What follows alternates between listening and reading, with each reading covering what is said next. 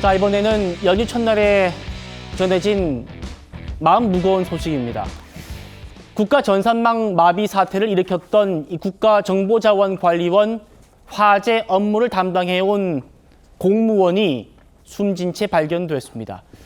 타살 혐의점은 없다고 합니다. 바로 보시죠. 정혁진 변호사님. 세종시에 근무하는 행정안전부 디지털정부혁신실 소속의 4급 공무원이었습니다. 이번 국가전산망 장애 관련 업무를 담당해왔고 휴대폰을 테라스에 둔 채 지금 숨진 상태로 발견됐고 유선 발견되지 않았다. 이번 사고 관련해가지고 4명이 총 입건이 됐는데 이분은 거기에 해당하는 분은 아니었다고 합니다. 오늘 이 소식 듣고 좀 어떠셨습니까? 굉장히 착잡했습니다. 이게 굉장히 국가적으로 어마어마한 사고였거든요. 그래서 제가 사실 이것저것 준비할 때 법제처 법령 사이트 많이 보는데 아직까지도 불통이에요. 저도 굉장히 불편한데 하지만 이게 법적으로 형사법적으로 따지면은 업무상 실화죄 정도밖에 되지 않나 이렇게 생각할 수밖에 없고요. 예. 그렇기 때문에 입건된 사람은 4명인데 공무원 1명, 업체 2명, 그다음에 감리자, 감리업체 1명 이 정도가 지금 문제가 되고 있는 것 같은데 지금 오늘 저렇게 불행한 선택을 하신 저분이 4급이고 50대라고 하니까 제 예. 개인적인 생각으로는 아마 총괄과장이다 이렇게 생각이 드는데 이게 얼마나 큰 사고였냐면 이재명 대통령이 처음으로 사과를 했어요. 이재명 대통령이 뭐 몇 번 사과를 하긴 했지만 그건 다 지난 정권에 있었던 일 가지고 어쨌든 대통령이니까 사과한다 이런 적은 한두 번 있었는데 이번 정권에서 있었던 일로 대통령이 사과하는 거는 처음 아니었나 저는 그런 생각 들거든요. 네. 그러니까 아마 총괄과장이었던 저분이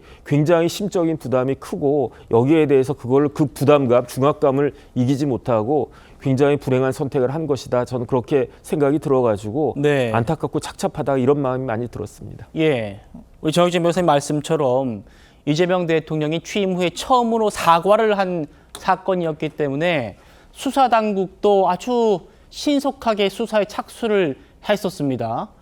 이번 화재 사건 조사하는 경찰이 총 12명을 소환 조사했고요. 어제 하루만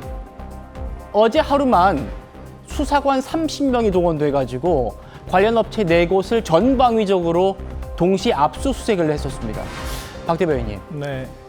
경찰 주장으로는 이 국정자원이 수사에 비협조적이어가지고 강제 수사에 돌입했다 이렇게 좀 설명을 하던데 네.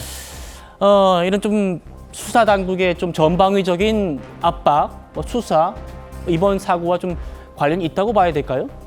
근래에도 비슷한 사건이 있었습니다. 비단 열흘 전에 이 오산 옹벽 사고에 대해서 대통령이 강하게 질책을 하자 국정 감사를 통해서 질책을 받았었거든요. 그런 담당 LH 직원이 힘들고 외롭다라고 하는 그런 유서 아닌 유서를 남기고 세상을 떠나는 일이 있었습니다. 결과적으로 이 제도권에서 말단 실무자들에 대해서 이 책임을 묻는다라고 하는 것이 필요에 의한 것이라고 할지라도 개인에게는 굉장한 중압감으로 다가올 수가 있는 거거든요. 더군다나 이 4급 서기관, 즉 공직자라고 하면은 이 형사처벌 대상이 됐을 때 단순히 형사처벌만 받는 것이 아니라 이 또 징계를 받게 되거든요. 그러면 연금을 비롯해서 진급 등의 다양한 페널티가 주어질 수밖에 없습니다. 그렇기 때문에 이런 사고들에 대해서 실무자들에게 책임을 묻는다라고 했을 때 심지어는 그 방법이 온화하다라고 하더라도 막중한 책임을 느낄 수밖에 없는데 강제 수사까지 착수를 했다라고 하면은 저는 그 심적 부담감은 엄청났을 거라고 생각을 합니다. 그런 측면에 대해서 과연 이